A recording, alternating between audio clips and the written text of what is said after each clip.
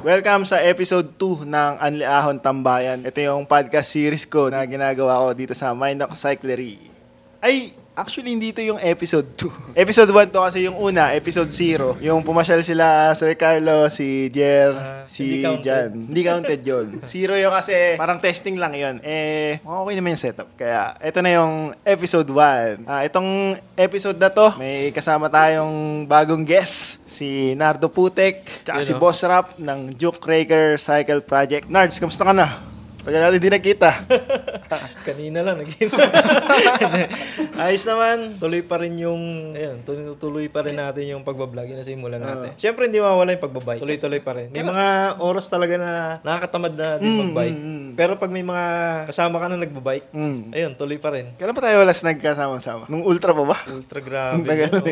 Hindi, Bike Expo. Bike Expo. Oo, kita-kita ka pala tayo ng Bike Expo. Gusto kong ma-feature ngayon sa episode na to, si Juke Raker as a brand. Siyempre, sino pa ba ang pinaka makakapagbigay sa atin ng backstory kay Juke Raker, kundi ang kanyang founder. Yan. Pakilala ka naman, Boss Rap. So Arafat, dito kami ngayon sa Mindoc Cyclery. Gumala kami. Ang layo ng gala namin dito. Pinalalamo nila yung sarili nila. Hindi kami nag-bike all the way. Naglalamove kami. Plan S, sabi ni Nerds. Sakay. Juke Raker is, first is, kinonceptualize namin siya, 2020 talaga. First model namin is 2021. Ang Juke Raker actually nag-start siya, parang brainstorming. Yan yung pinaka niya, brainstorming. Sa time na yon kasi ako, siklista din talaga ako. But may line of yung line ng kanka is more on nasa mga aggressive. Kasi unang bike ko is full sus full sus ako. Then yun, nung pag-abroad ko. Tapos sabi ko, what if since designer naman ako as a profession, mechanical engineer. So yun, nag-conceptualize kami kung ako ng kasama ko. 3 kami. Then ako yung designer. Meron kaming taga-kan, yung nag-carry sa logistics, parang gano'n. Then, yun, simula kami. Unang ko namin noon, 2021, tandang-tanda ko yun. Galing pa akong abroad noon, nakakatawa doon, medyo Actually, lahat noon, parang naka-receive ka rin nata ng email noon eh. Oo. Kasi parang nag-email blast kami noon. Hindi lang ako makapunta, ang layo kasi. Oo. Tapos, sabi ko yun, si Sir Carlo, si Pajak Niwan, si Bike Check PH, si Nard, si Kao, si Ger. Tapos nag-email kami doon. Sabi ko, papansin kaya nila to? After nun, si Nard yung nag-confirm. Lapit ni Nerds eh. Oo, saan yung meet up? So, sa ilalim ng puno. Anong puno yun? Saan yun? Akashi ata yun eh. Sabay ko, Nakakatawa nga yun kasi nabasa ko, hindi email Hindi email dumating sa akin. Message sa Messenger. Nung una, hindi ko pinapansin. Sabi ko, parang nakakatakot yung pangalan. Juke Raker. Ang inisip ko, mag-meet up kami dun sa lugar na komportable ako. So yun, sabi ko, meet up kami. That was 2021 yata. 2020, October yun. Yeah, 2021. Sabi ko, tinignan ko muna kasi may sinend siyang link. Uso sa atin yung nag-hack. Hindi ko muna clinic ang ginawa ko. Sa iba ko siya, account clinic. Sabi ko, ay, okay pala to. Chinek ko, Juke Raker. Tapos meron siya mga video na konti lang, mga 2 piraso, kung paano tinitest yung frame. Tapos, nagchat-chat kami. Hindi ko maintindihan yung chat niya kasi matigas yung message. Kasi di ba, minsan pag hindi siya talaga kilala, yung mga kaibigan natin ng mga Muslim, nami-misinterpret sila. When it becomes na mag-Tagalog sila. Okay. So yun, inanong ko lang, sabi ko, Muslim pala yung name niya is Muslim. So yun, tapos nakapag-meet up ako sa kanya sa Westgate. Tapos may kasama siya. Tinitingnan ko muna kung totoo ba talaga. Kasi ang laki nung katawan, bakit lang din ako eh. Ang laki nung katawan nung isa, bumaba. Tapos nakita ko na, binuksan nila yun. Nakita ko na yung frame, yung X1. Tapos yun, doon na nag-start yung namin. Medyo hassle eh, kasi wala kami makainan. Kasi pandemic pa yun, di ba? Halos sarado pa yun. Halos sarado pa, wala kami makapihan. Tapos saan nga tayo no? Sa Jatot. Sa Jatot, yung kilalang Jatot sa Meet-upan dun sa sa Total. Doon lang kami nakakain. Tapos nakita ko, parang, hindi ko alam kasi na siya nag-design. Ang alam ko lang, kasi mostly naman sa mga, napansin ko na mukuha na ng buong frame, nilalagyan ng brand. Pero nakausap ko siya, may alam siya sa bike. Doon ako naging interested talaga. Nag-interest. Sabi ko, okay to. Legit kasi to, legit. alam niya yung mga geometry, yung head tube angle. Okay, game. Tapos, ako naman, since noon na gusto kong tulungan lahat ng bumalik, di ba yung sa cycling industry? Buhayin. So yun, tinulungan ko siya na i-promote yung product. Tapos yung ginamit ko rin mismo yun. Kaso naging problema, sanay kasi ako sa 29. X1 is 27.5. Okay. Hindi ko malaro yung geometry niya kasi malikot siya. Yung stability na nakukuha ko sa 29, hindi ko makuha doon kasi medyo malikot. Wait lang pala. Ay, nakaharang pala yung saddle sa mukha mo, friend. Usog natin ito. Ay ba? Ulitin ko ba? Okay. Huwag na pala natin hindi rin kita. Okay na. Sabi ko sa kanya, mag-come up ka ng 29. Kasi yun naman talaga yung nasa sa XC. Tapos yun, tuloy-tuloy na. Ayun na. Tapos, ewan ko sa kanya kung ano pa yung mga naging project niya before dito. Ano ba yung ginagawa mo dito? Yan lang talaga. Ako na naging Okay lang yun. Tama lang yun. Bago yung cycling. Oo. Kasi, di ba, na-meet up ko, kayo magkasama kayo ni di ba?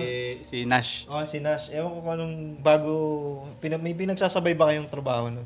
Actually, that time is designer ako sa Indonesia. That time. So, pharmaceutical yung dinidesign ko ng time yun ng COVID yun. Yung time na yun, ng COVID na yun. So, kasagsagan ng COVID, tapos medyo stress ako ng time na yun. Actually, medyo na-depress ako. Tapos, iba yung depression na napuntahan. Doon na napunta sa pagdidesign ko nung una, yung X1. Doon siya parang naging mo? Naging... anong term yan? Anong tawag doon? Pinagano mo? Hindi, parang stress reliever. Yun, parang ganon.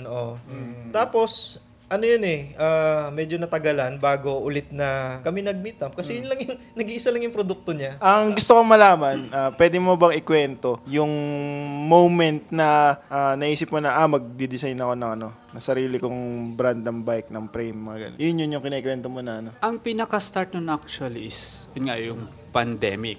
So since cyclista ako, sabi ko, may pangarap talaga akong bike nun Indonesian brand siya. Actually, lahat alam to, it's a Polygon.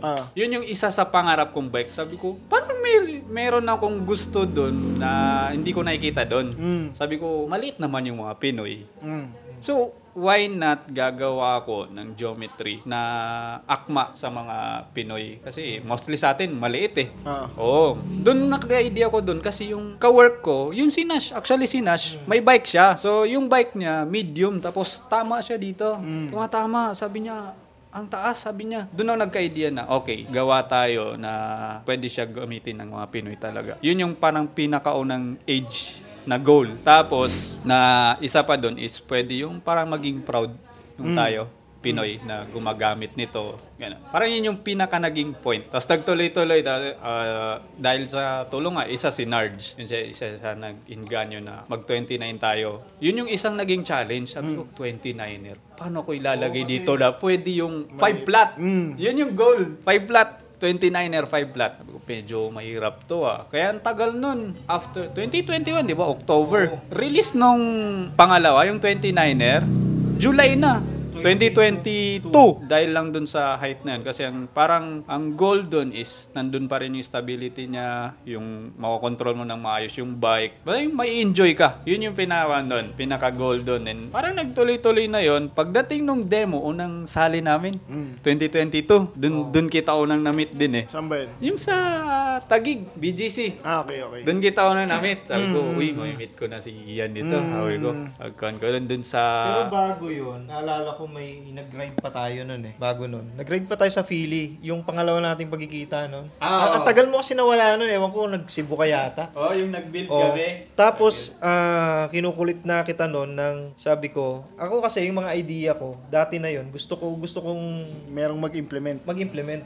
Sabi ko, gusto ko ng 29er na magagamit ng Pinoy na magsiswak sa height na mga maliliit. Kasi ang mga babae sa ibang bansa, naka 29, pero tingnan mo naman tatangkad. Kaya yun, medyo nahirapan yata siya. Kasi nung napasa akin yung 29er na Apex X2, di ba? X3, ang hirap i-configure niya. Bakit? Sobrang nahirapan ako. Yung small, pag syempre slack yung head tube angle Pag nilalagyan ko ng sobrang haba ng stem kasi small siya Nahirapan ako sa maneuver, ang hirap tayuan. Maraming mga komplikasyon sinasabi ko sa kanya. Tapos nung nag-medium naman ako, ganun din. Nung nagmaliit naman ako nagmaliit naman ako ng stem.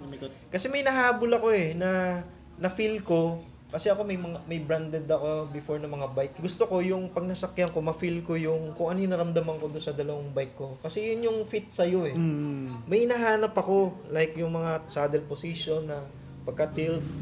Minsan, iniisip ko, tama naman yung saddle height ko tsaka stem na gamit ko doon sa Rocky Mountain ko tsaka Niner. Pero dito, ayaw mag-fit.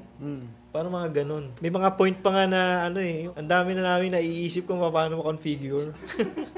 Grabe yun, Minsan, sabi ko, mag-release ka na nga ng ibang, yung, na talaga, yung standard na nasa bisikleta. Kasi medyo kakaiba yung, niya, yung ride experience niya. Tapos ngayon, ayun, ang tagal, 2023 lang yata natin na, na pulido. Yung last bike. year lang. Last year lang, na pulido. 2023. Pinasakyan ko talaga sa kanya. Sabi ko, ito na, nahanap ko na. Biruin mo, nagsimula ako sa 70mm, tapos napunta ako 90, tapos lahat ng negative 6, may 17, may 25. Biruin mo, napunta lang ako sa negative 80-22. Naging okay siya. Sabi ko, masyadong to. Kasi kaya naging ganun yung geometry ng bike. Kasi nahabol yung yung mag-fit siya sa maliit na rider. Maraming mga na adjustment na hindi siya natural do sa mga ibang bike na geometry. Yung sukat niya. Kaya siguro ganun yung naging bigay na, yun yung naging feel ng bike. Tapos, ano ba yung naisip mo nun? Bike demo, hindi pa gravel yun Anong kan? nung first mo siya nakita, hindi pa gravel nun Enduro pa sa kanila, di ba? Yun yung kasi yun yung yung time na sobrang active ng trail community sa Alahala. Tapos nag-sponsor pa si Joke Raker ng frame para doon. Yun nga. Tapos sabi namin, sige, gawa tayo na hardcore na frame. Ito yung doon, sabi. Nung kasagsagan na ng Expo, ito, nag-tip si Nards. Sabi niya, Sir, 2023, ito yung prediction, dadami yung gravel. Wala. Actually, 2022 pa. 22. Sinasabi ko sa'yo, kasi yung mga nagsa-cyclocross nag-turn na sa gravel. Sabi ko, baka nandito na yon kasi nag-ultra gravel na, nag-click. Diba? Nag-click tapos attack. Ang dami sumali. Sabi ko, ito na yon. Sabi ko, dadami yung magkakaroon ng community yung gravel dito. So yun, nabago na naman yung niya. Nabago yung focus niya na mas inuna mo na yung gawin yung gravel. Ganun nangyari. Tapos, gravel. Ito yung Basaklap dun. Siyempre, 2022, after nung August yun nag-start na yung R&D nun. Tingin. Siyempre, ito yung mga other brand. Parang yung discrete pa yung kanila, geochart, gano'n. Hindi ka makakuha. Yung gravel. Saan yung makakuha tong gravel? Parang, ang ginawa, sige, gawa tayo ng ganitong flow. Parang ginawa ko nun, yung, alam mo yung, kumuha ko sa side ng road, tapos kumuha ko sa side ng MTB. Kaya yun yung naging yung saka natin, prototype, pag-release nun, 2023, July na. So, halos 1 year. 1 year. Try ni Nards. Sabi niya, parang maliit daw, wala namang speed. Pero maganda, yun sa trail. Okay siya sa trail. Kasi yun nga yung parang goal ko dun Parang trail lang siya, pang off-road, na gravel. Study kami ni Nards. Tapos lahat ng feedback, kino-collect namin. Sino yung coach sa kan? Kakilala mo? Basta yun na yun. Basta yun. Pangalanan. Tapos sabi ni Large, sabi niya, gagawa ka lang naman ng gravel. Ba't hindi ka dun sa race side? Kung ako gusto daw na pang off-road lang, di mag-MTB na lang ako. Magre-rigid MTB. Yun, may pang off-road na ako na rigid. Pero, naliwanagan ako dyan kasi nakita ko may different kinds of gravel pala. sa different taste ng mga tao. May mga tao na gusto mag-race, kunin nila yung aero, gravel, 'di ba? Yung gusto adventure, yan, merong adventure gravel, 'di ba? Mas relax. Sabi ko sa kanya, kunin natin yung in between. May speed, nakita mo kahit papaano ang bilis nung 'di ba? Nung prototype, nung okay na yung speed niya. Hindi nga siya ganun kabilis sa mga aero gravel, pero nandoon na siya sa gitna. Kung gusto mo siyang gawing adventure gravel, pwede. Pwede mo siyang pangkarera, pwede din. Naalala ko kasi nung time na yan, yung time na hindi pa ganun kalinaw kung ano ba yung pag sinabing gravel bike, ano ba talaga? Oo. Wala pang hindi pa ganun yung definition hindi nun. talaga, oo. Naiintindihan ko na nung time na yun, parang dapat akala nyo siya pang pang off-road, ganun. Ang kinalabasan ngayon sa gravel, dapat mabilis ka rin sa kalsada. Dapat mabilis ka rin sa pave, sa Tsaka hindi napansin off-road. ko, sa mga dating nag-road bike, gusto nila ma-feel yung road bike din dun sa gravel bike nila. Kaya siguro, most of the time, nakikita ko na yung gravel bike na kinukuha nila is, din, yung parang mga aero type din na gravel bike. Sige, pakita ka na. Pero kung tayo, hindi naman tayo roadie, galing tayo sa side ng mga trail, okay sa atin to. Yung mga adventure gravel, yung mga trail specific na gravel, yung mga ganun. No? Kaya nga, di ba, napansin mo yung mga specialized, yung katulad sa'yo, di ba, mga aero gravel yan. Pero yung sa side ng Giant, pansinin mo, malilit yung stem, yung mga gravel bike nila. Doon naman sila sa side ng na medyo kung gusto mong adventure. Kaya ganun nga, di ba, different brands, different concept, different din. Yung kay Relish, ano ba yung parang naging nyo? Ano yung mas pinukusan nyo? Kung sa racy side, sa road bike side, or sa mountain bike side? Sa tagal, na-realize namin na mas marami yung community na gusto lang mag-ride. Na malaki din yung community ng bikepacking, di ba? Mga nagtutour. Gusto namin, pag nakita mo siya, hindi mo siya isipin na road bike. Pag nakita mo siya, ay gravel bike. Yun na agad. Yun na agad. Kasi yun naman talaga ang term na gravel bike. Pag nakita mo isang bike, gravel bike na siya talaga, di ba? Yung pag tinignan mo yung design niya, gravel bike yan, di ba? Hindi siya road bike. Nakita niyo sa akin dati na, nung una, yung Relish, parang mas tune siya na gamitin sa trail, ganun. Tapos, dito sa prototype yun. Tapos sa pinaka-production, parang binawasan niya yung pagka-slack para mas mabilis, mas responsive, ganun. Sa isang tinanggal nga naman doon, ang tagal namin pinag-isipan ni Nerds doon. Una talaga ang concern ni Nerds doon, yun nga yung angle. So check ako, sabi ko, okay, kung mag-angle akong ganito, from 69 yung yung prototype, ginawa kong 70.25. Pero, para hindi masyadong mawala yung stable niya, nag-add ako ng reach. Ganyan yung ginawa ko. Kasi yung prototype, shorter yun Tapos slack. Ngayon, naging siya. Medyo steep siya alongside sa road. Tapos hinabaan ko yung reach. Yun nangyari. Tapos nagpa-short ng chain stay compare dun sa yun yung parang naging approach siya. Tapos nagpataas kami ng seat tube. Ganon yung para makuha yung, yun nga sabi ni Nerds, balance na nasa gitna na siya. Yun yung nangyari. May nakita ko before na gumawa din ng ganito. Sobrang slack. Meron pang dropper post Sobrang slack niya na gravel. Parang MTB na siya tingnan. Pero yun nga ang haba ng top tube niya. Kasi hindi mo mababalanse yung bike. Kung maiksi yan maiksi yung top tube, tas slack, ang likot niyan. Kaya pansinin mo yung mga mga enduro bike, di ba? Mahaba sila na slack. So yun yung naging konsepto namin. Para maging balanse naman yun. Pinaliksi pa itong yung chain stay. Gano'ng katagal nga pala bago lumabas yung pinaka-production ng Relish? Gano'ng katagal yung nag-exist yung prototype? Tagal na. 2 years ba bago lumabas yung pinaka Almost 2 years. Na ginagamit yan. Kasi yung prototype, dumating siya, nabuo natin siya July, di ba? 2023. Tapos yung Relish ngayon, ni-release yan October 2024 So, 1 year mahigit. 1 year mahigit. So kung i-add yung kanya, R&D niya, 2 years. Yun yung nangyari. Kaya ang tagal.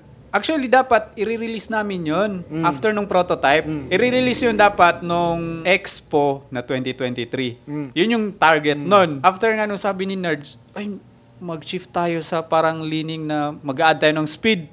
Hold agad yung production. Teka lang, mag-change ng design. Ganun nangyari. Oo. So instead na i-release nung December 2023 na Bike Expo, na-move siya ng December 2024 ng Bike Expo. Yun yung parang nangyari. Kaya tumagal siya masyado. Kasi nung tinetest to, hindi naman tayo professional na pero tinitingnan din natin yung other side ng ibang gagamit. Hindi lang yung tayo na okay na to sa atin, fit na to sa atin. Kaya ang dami kong ginawa dito. What if na ganito yung gagamit nito, medyo mas aggressive sa akin. What if naman kung gusto lang niya komportable, okay pa din to. Kaya napakadami kong stem sa bahay na hiniram para lang makita namin kung ano yung mga negative side din nito. Hindi pa siya perfect pero nandoon na. Maganda nga yung ginawa niya kasi hindi siya tinest ng parang professional, ng racer talaga. Parang normal na tao lang yung nag-test, nagbigay ng real world feedback. Kasi yun din yung parang malaking demographic ng pwedeng mag-purchase dun sa bike, di ba? Yun talaga yun. Mga normal na lang. Kasi napansin ko sa mga, siyempre nagkakarera, alam na nila yung fit. Madali nila may yan eh. Masasabi nila na, eto to be yung iba naman dyan, magsasabi na may sponsoran mo sila ng, di ba? Di magsasabi ng pangit yan.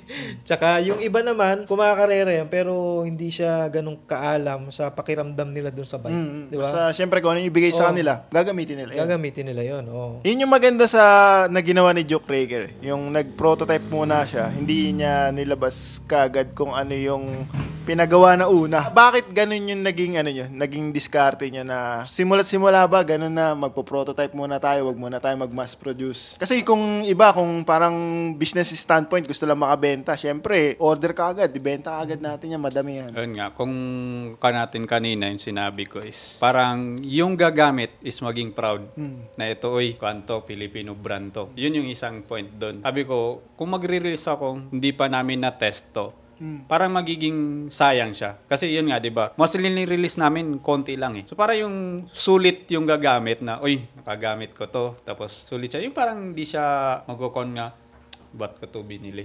Ayaw namin yung parang ganun yung maging impression sa gagamit. Kaya, okay, try muna natin.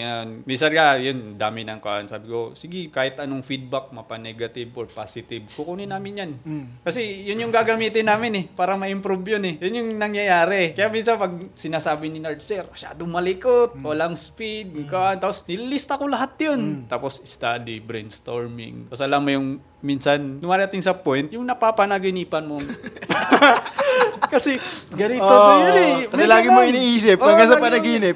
Hanggang sa panaginip. Actually, may isang point dun na nakuhan ko, paano ko siya masusolusyonan, dumaan siya sa panaginip actually.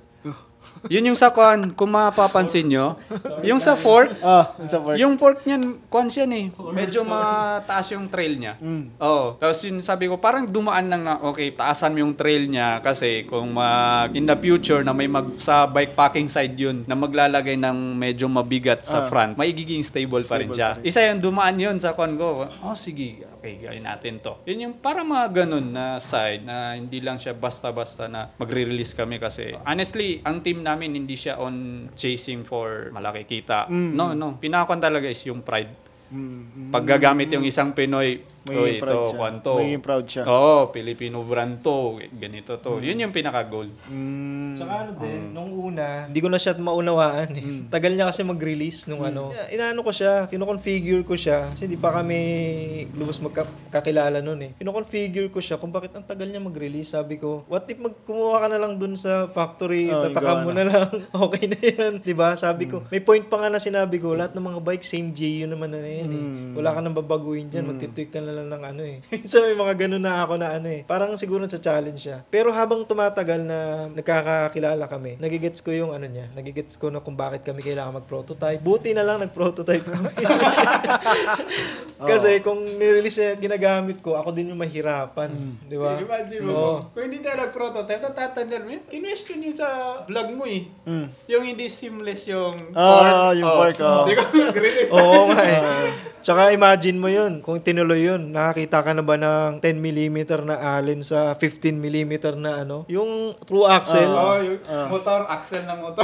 yung axle niya, kailangan mo magdala ng separately na na allen, na malaki. Oo, malaki. Dito sa likod niya, size lang. Doon sa harap, mga G's yata. Nung naplatan ako, wala akong dala. Lahat ng mga napunta akong shop, lahat na napunta ako ng vulcanizing, wala eh. Wala. No choice ako, maghanap akong bike shop na may ganun. Kaya simula nagdadala na ako eh. Buti na lang ganun. Tsaka naayos talaga yung bike. Tapos ayun, focus sa pintura. Kasi mga release before, masyongit. Hindi, totoo naman talaga. Kasi syempre, habang tumatagal, mag-i-improve. At mag-i-improve pa talaga. In the future, meron na kasi tayong nakita ng mga mga ibang Pinoy brand na ganun din yung nila. Gusto din nila maging parang proud ang mga Pilipino sa brand na yun. Kaso, hindi rin tumagal sa yung presence. Parang pinabayaan din, hinayaan na lang. Si Jokeraker ba? Ano ba ang vision niya in the future? Mag-i-exist pa ba yan 5 years from now? Ano ba mangyayari kay Jokeraker? Tingin mo? Actually, yung pinaka-main target namin, parang kung sa business side, sabi nila, pag dumating ka ng 5 years, malaking chance. Tuloy-tuloy na yan. Sa ngayon is, ang future talaga namin yun. Parang isa siya sa magiging brand na yung Pinoy na kikilalanin talaga. Yun yung Kaya ngayon is more expanding na kami ng products dahil dun. Kasi may ganito kayo. Ganito, wala pa. So, sabi ni Erd, sir, palabas tayong ganito. Okay, check na yung mga uunahin natin. So more on ngayon is, start na kami mag-expand ng products. Currently, tuloy-tuloy lang talaga. Kasi gusto natin marang ma-cater yung as much as possible na kaya natin. Kasi ngayon is transitioning na kami ngayon sa yun nga, para ma-cater yung mga community. Ibang community. Prototyping na rin ngayon para may tuloy yung 2022 na plano para sa inyo. Actually, yun, may crank na tayo para sa kanila. Ngayon is expanding na kami. Expand. Magiging ba? Parang global brand si Jokeraker. Parang nabivision niya na ba yun? Global brand. Like yung halimbawa dito sa atin, may Polygon, yan? Indonesia. Yung mga ganun. At the moment is, wala pa. Pero yun yung Pero yun yung isa sa target. Hope. Ngayon is, nag-iusap kami ng mga kasama ko, sabi nila, di mo na tayo magta-target ng outside. Kasi actually, I have friend, Indonesia. Nung una niyang makita, yung X1, message siya sa akin, sabi niya, paano ako magiging dealer dito? Siguro, hindi pa kami on a level na ganyan na magbibigay kami outside, sabi ko. Kasi may mga friend siya, mga big gun, na mga friend niya, na-interest talaga sila. So, gustong-gusto nilang kumuha. Sabi niya, paano mo masiship yan dito sa Indonesia? Sabi ko, hindi pa kami naka-encountered, pero sa ngayon, wala pa kaming plan to expand outside. More on focus kami ngayon sa Pinas. Yun din yung goal ng team. Actually, dapat nga kahit yung sa focus namin na market, medyo hindi kami ngayon Luzon yung focus namin. Kasi mahirap mag-handle pag malayo na masyado yung iba. Lalo na dun sa services, ganun. Mahirap pag malayo Pero ngayon, nag-expand namin. Mayroon na sa Mindanao, Visayas, ganun. Pero mostly, nasa Luzon. Para mas matutukan yung product. Ganun, may dadagdag lang ako. Si Duke kasi, lagi kong sinasabi sa kanya na si Duke Raker, siya yung magiging problem solver. Siya yung magsosolve dun sa mga kailangan, mga needs na hinaing ng mga cyclists. Pilipino cyclists. Kahit gaano pa yung kaliit, pwedeng masolusyonan, 'di ba? Kung familiar ka doon sa brand na problem solver, yan 'di ba? Nasolusyonan nila yung mga maliliit na kinakabit niya sa bike, 'di ba? Para maging magaan yung buhay nung nung cyclist. So, ganun din yung sinasabi ko sa kanya. Kahit maliit lang na bagay yan, pag nasolusyonan mo yan, masaya na yan 'di ba? Magiging nandoon mabibuild mo na yung trust. Sabi ko sa kanya, mag-came up tayo ng product na magma-mark talaga sa na pag bumibili ka ng toothpaste. 'Di ba? Sabi, meron pa kayong Colgate na close up. Tumatak talaga na ang Colgate, akala nila toothpaste siya, 'di ba? So 'yun lang naman yung ni Duke talaga, maging solusyon sa mga problema ng mga cyclists, yung mga product niya. Tsaka nakikinig ng mga opinion. Kasi yung iba na Pinoy brand na kiniklaim nila, nagsiset lang sila ng standards nila. Yung mga hinaing ng mga kino-comment doon, pag may product, akala mo in the next nila gagawin, hindi naman pala. Kaya yun, hindi sila tumatagal, di ba? Yun yung maganda din kay Juke eh. Nakikinig sa mga sa mga feedback. Nung sinabi ko, wag masyadong madaming decals, di ba? Walang masyadong decals. Walang masyadong pangalan. Maganda kasi yung walang pangalan kasi tatanungin ka eh. Oo nga, ano? Di ba? Marketing yan. Pwede nga. Di ba? Ano pa yung ibang mga products na wala ngayon sa market na pwedeng abangan namin na ilalabas ni Jokebreaker? Yun nga, yung sabi ni Nards, focus tayo dun sa paano natin masosolve yung needs. Ang isa dun is yung ilalabas natin is yung hubs. Actually, lumabas na siya nung Expo, pero hindi pa siya on mass production. Ang isang sinolusyonan natin dun is, okay, sabihin natin, lining tayo sa budget ng mga community natin. Ang isang sinolusyonan ng hubs nun is, isang hubs, pwede mo siyang gamitin sa 3 klaseng bike actually. Pwede kang MTB, pwede mong gamitin sa road bike, pwede mo siyang gamitin sa gravel bike. Kasi magkakaiba yun eh. Di ba may mga road bike na gumagamit pa rin ng QR. Tapos, meron na yung axle. Then, yun nga, yung sa gravel ngayon na lumabas, 12mm naman yung front. Yung MTB, 15mm. Ganon. Isa yun yung sinusunod para pwede mag-cater. Tapos yung sa free hub niya, pwede mong gamitin yung XD, HG, MS. Example ako, nagka-budget na ako. Mag-upgrade ako ng XD.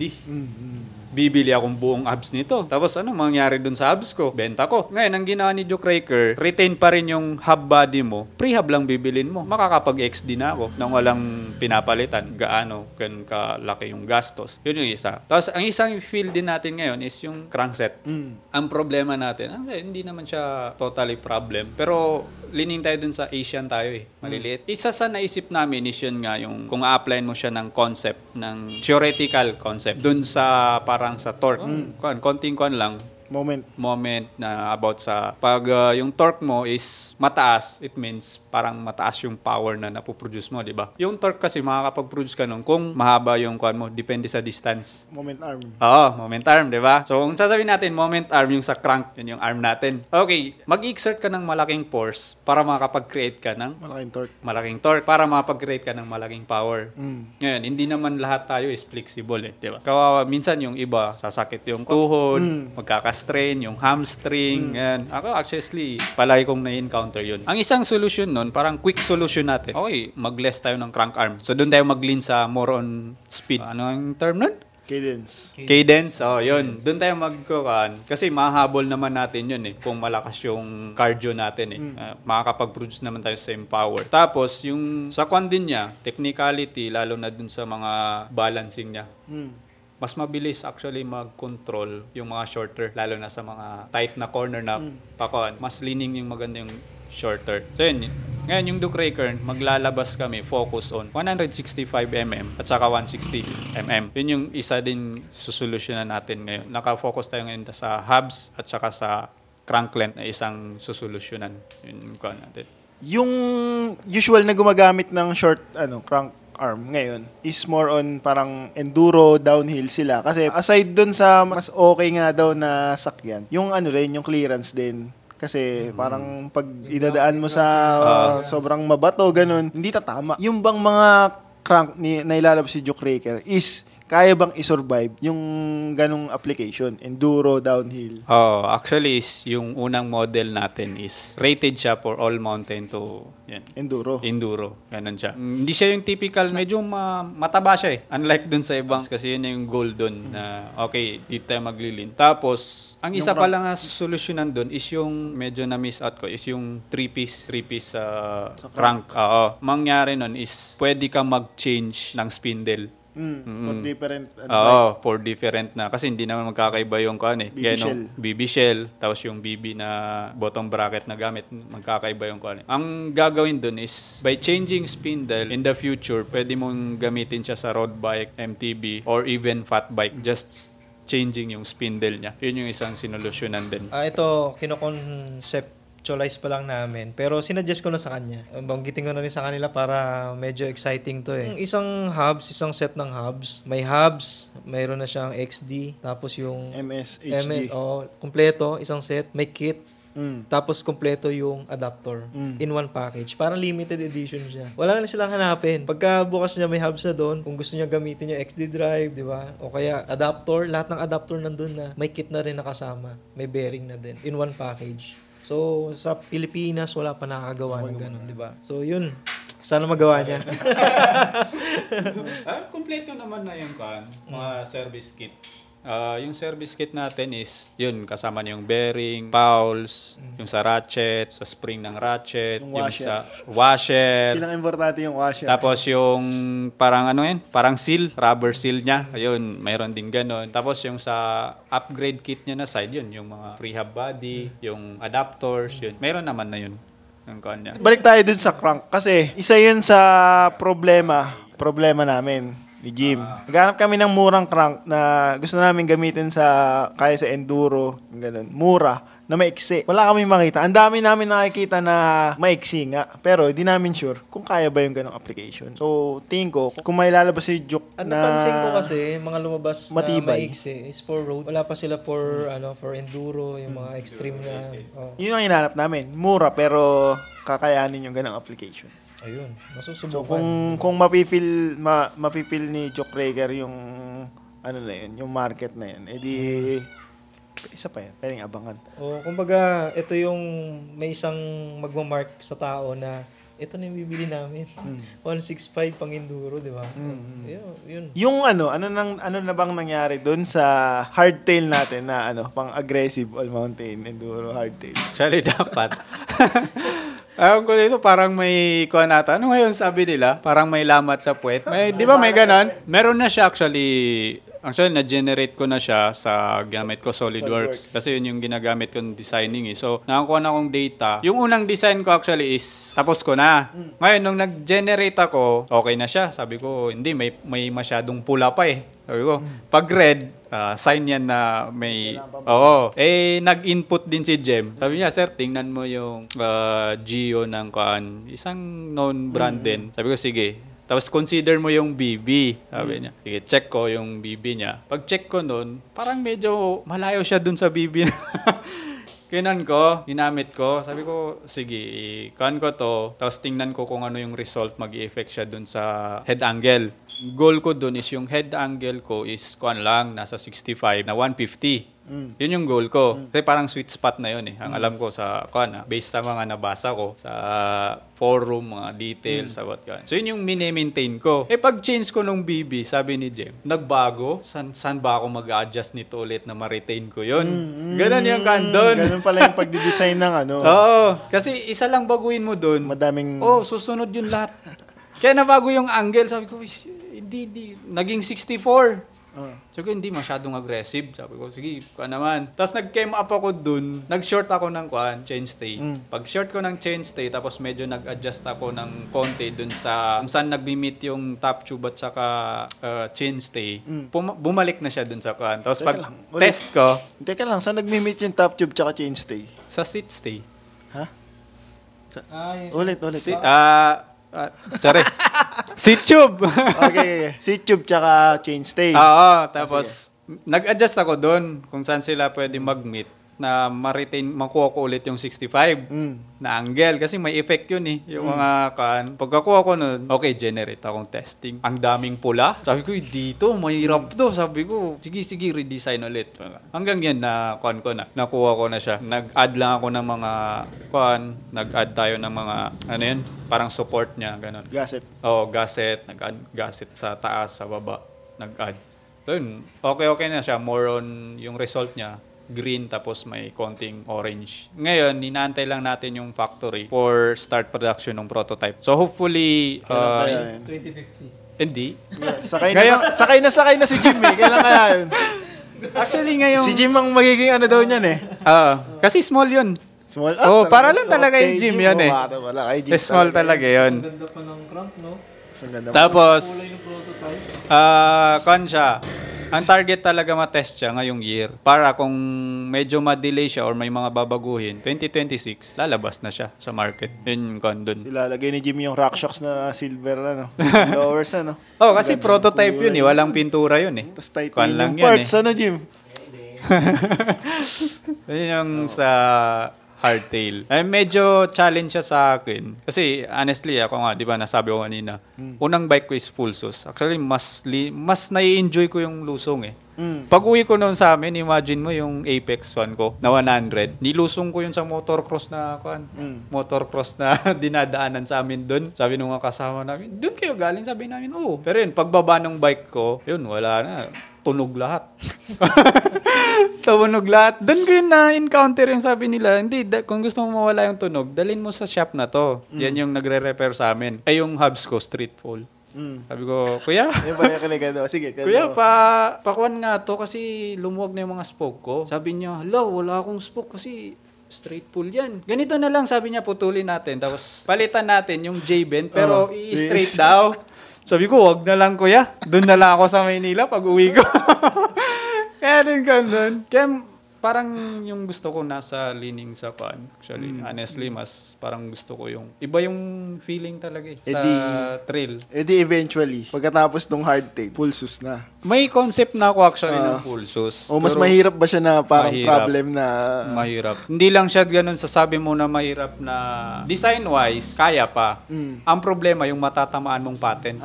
Kasi di ba, may 4-bar link suspension, may DW link suspension, may basta yung mga link ng kan, pag matamaan mo yun, maestro suspension. Yun yung pag matamaan mo yun, lagot tayo.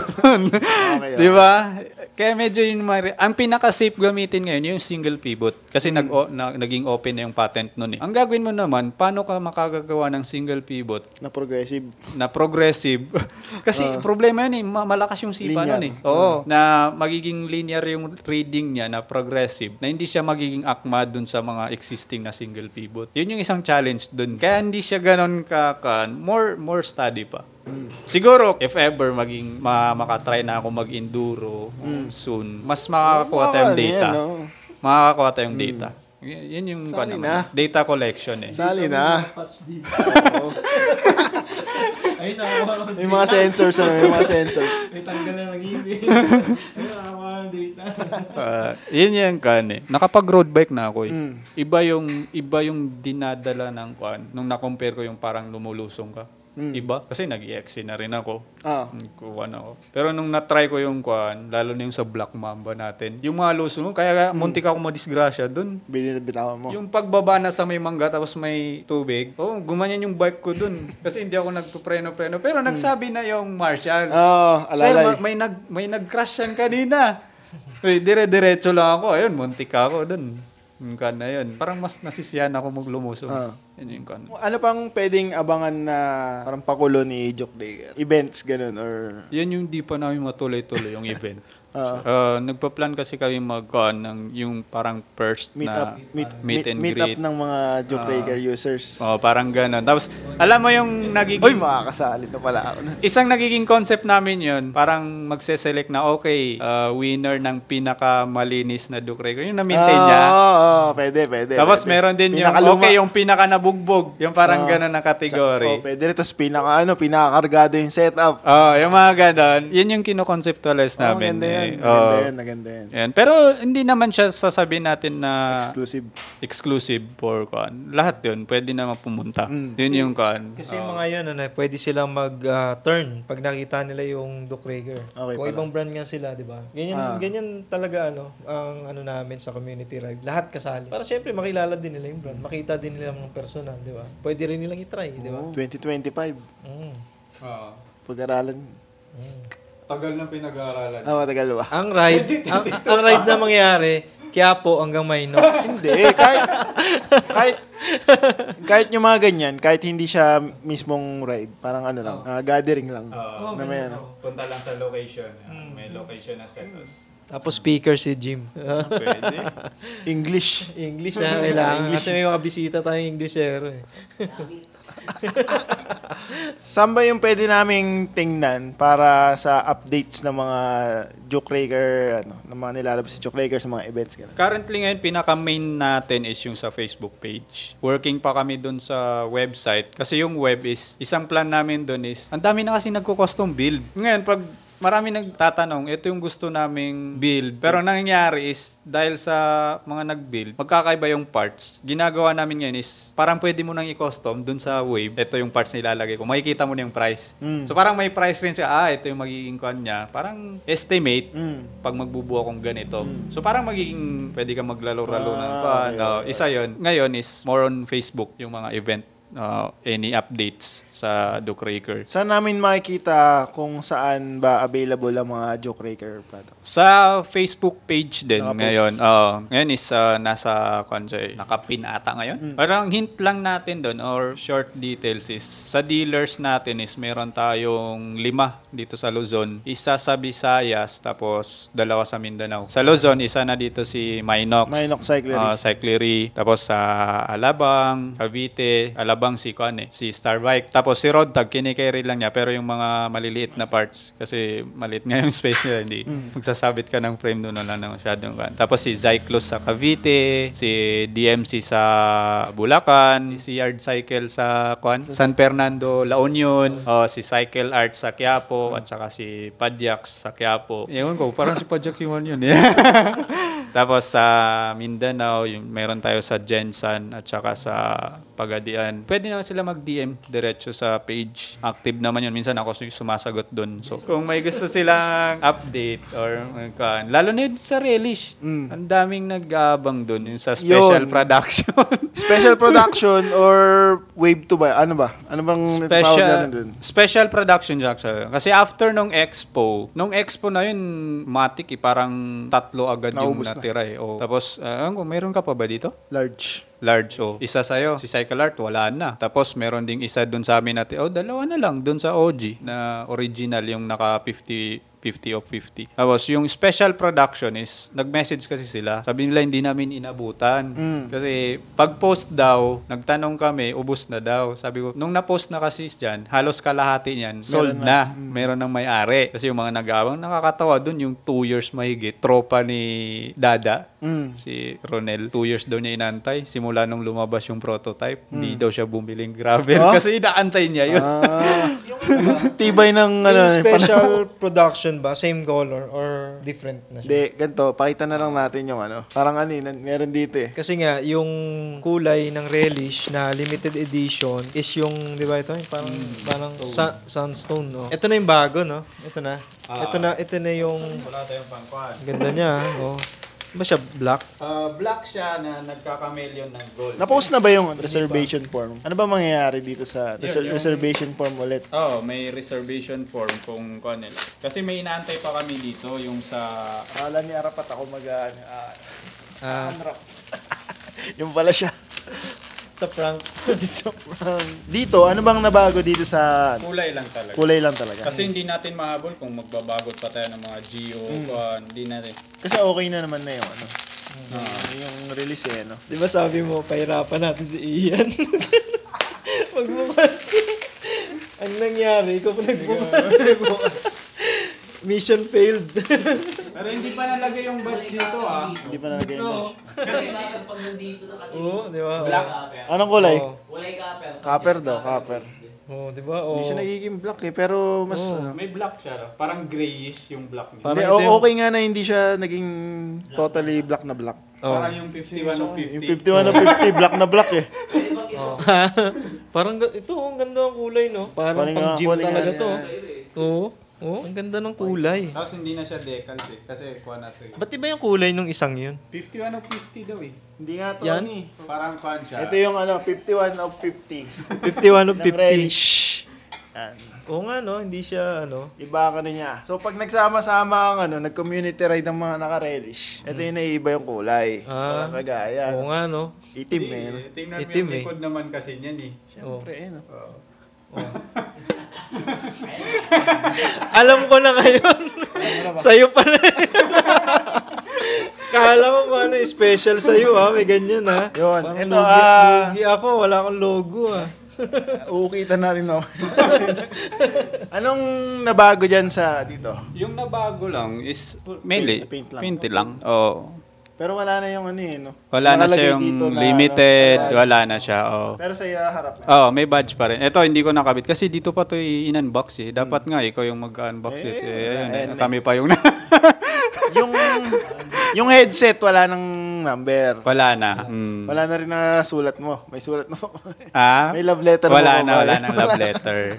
Kana lang siya. Meron pa rin yung mga kit niya, pero wala na siyang kan. Tsaka kasi kwan to, 'di ba, special production siya eh. Special production lang, hindi yan yung regular production. Ito na yung last eh. Ayun yun, last. Bakit naman? Kwan, magko-collect na naman tayo ng data. Data para sa bagong iteration. Para sa bagong, 'di ba? Kasi dapat 50 lang eh. Eh hindi naman natin matiis yung community. Sabi nila, hindi kami nakakuha. Gusto namin. Kaya ngayon, depende sa magiging sa magpapareserve kung ilan yung gagawin nyo, papagawa. Hindi. Paano kung halimbawa, may limit din kung ilan? Ito, limit lang to eh. Huh? Pero ang kung sa batch na to, pwedeng makater yung custom paint nila sa batch na ito. What? Meron. Paano ang cost ng paint? Kunwari Parang is... Project 1, ganun, sa trek. Oo, parang ganun. Kung gusto nila mag-custom ng sa kanila lang. Ito, sa batch na to, pwedeng mag-cater doon. Yun pala yung maganda. Tsaka yung mga naghahanap ng raw, pwede din. Pwede rin. May mga raw. Sa akin kasi, custom paint din sa akin. Kaso nahihirapan yung magpe-paint eh. Parang nagkakadugal sa Custom paint, ano? Parang custom paint sa kanila sa atin, nagkakaano na, may mga logo pa nila. Di, kasi ganito kasi yun, di ba? Kasi yung sa inyo, naka-avail kayo ng 50. Wala yun, OG na yun eh. Pag makita, uy, 50 lang yan. Eh, paano naman yung sa amin na hindi sa OG? Oh, at least maging special din. Di ba? Yan yung kanon. Actually, sana, ewan ko, naging successful ba yung attempt namin? Kasi, while discussing sa painter, never pa daw or kahit yung master niya or nagtuturo sa kanya, never pa daw nag-attempt ng chameleon na may gold finish. Kasi ang hirap daw talaga. Which is, tumingin din ako sa YouTube, isa lang yung nakita kong ganun. Sasakyan pa niya pinaint. Tapos nagsabi na siya, wala daw nag-attempt ng ganun. So parang medyo challenge namin yung painter. Okay, we will do black to gold na kuan. Bali, etong colorway na to, ito yung default niya na color. Tapos, kung gusto lang custom paint, yun yung may additional. Oo. Ito wala na. Wala na. Ito may difference sila ng price. Dun sa unang batch. Oo. Kasi ang isang unique natin dito is ito, full paint, kahit yung logo, letters, full paint siya. Tapos yung chameleon nga, Yung logo paint to. yung pagka-chameleon din niya, yun yung medyo tumaas dun eh. Dugasan talaga, Jim. Pero kung magko-custom paint, nasa mag-add sila ng kwan. Hindi, wag mo na sabihin. Mga ganun. Wag mo sabihin. Basta depende sa kwan. Kasi baka gusto mo, masyadong complicated eh. Yan yung kwan. Okay. Kagaya nung akin, ayun, pinraisan ako ng 9. Yung sa kanya kasi, gusto niya may picture, may mukha niya, tapos pag ibang angle, hindi na. Ang color shift niya is kano. Anong dark color dito? Pag ganun mo, nagiging puti. Yan Ano yung yung baso kanya. yung gawin naman natin next time. Pag nainitan. Yun yung nainitan. Lalabas yung logo. Pero may nakita akong ganun sa sasakyan. Sa bike, wala pag Wala pa sa bike. Siguro pwede. Kailan magiging available yung reservation form na ito? Actually, kuan eh. Nakapost na. Bigay ko sa'yo yung link. Yun na yun. After nito, siguro. Kung kuan. Pwede na. Pwede Okay. na. Ilalagay Kasi ko dyan sa description yung link ng reservation form. Pwede ka mag-fill up. Yung kuan nito, ready na siya is second week ng February. Yun na yun. Yung reservation form, anong mangyayari dun sa reservation form? Dapat ba sure ano na sila or parang ano lang, interest check lang or Kuan talaga, may kuan siya, may reserve Down payment siya. Pero na-encounter ko dun sa Relish, yung sa 50, yung lahat nung nag-reserve dun, kuan talaga. Kinuha talaga eh. Kaya nga nung pag-release nun, matik ang natitira na lang 22 or 23, yun na yung kuan, nakuha mo, nakuha ni Cycle Art, nakuha sa demo, yun na lang yun. Kaya ang bilis na kuan. Same pa rin, meron pa rin siyang large, medium at saka small. painted daw yung logo na yan. Nag-iisa. 51 out of 50. Promise mo.